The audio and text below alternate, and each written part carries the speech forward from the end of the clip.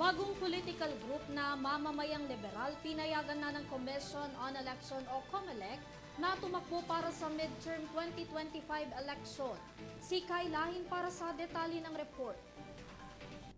Nilala ng Commission on Elections o COMELEC ang Mamamayang Liberal bilang party list noong Martes na nagbigay daan sa kanila upang makatakbo sa darating na eleksyon sa 2025. Matapos ang masugid na pagsiyasat ng COMELEC and Bank sa grupo ng ML, ito ay natukoy na nakalinya sa ipinapatupad na sistema ng Korte Suprema dahil sa hindi lamang isa ang pagtutuunan nitong sektor ng lipunan.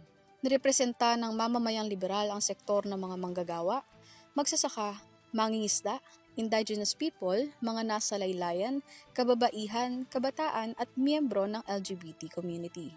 Ayon pa sa COMELEC, nabigyang diin ng ML kung bakit iba't ibang sektor ang kakatawanin nila sa kadahilan ng iba-iba man daw ang katangian ng bawat sektor pero nagkakaisa dahil sa kanilang common goal of social justice. Pinangungunahan ng grupo ng ML ng kanilang presidente na si former Ifugao Representative Teodoro Baguilat Jr., katuwang ang punong kalihim nito na si Jobel Joan Domingo. Sa kabilang banda, itinakda ng COMELEC ang paghahain ng Certificate of Candidacy sa unang linggo ng Oktubre para sa gaganaping May 2025 midterm elections. Para sa EuroTV News, ako si Kai Lahin, sumasaludo sa bawat Pilipino.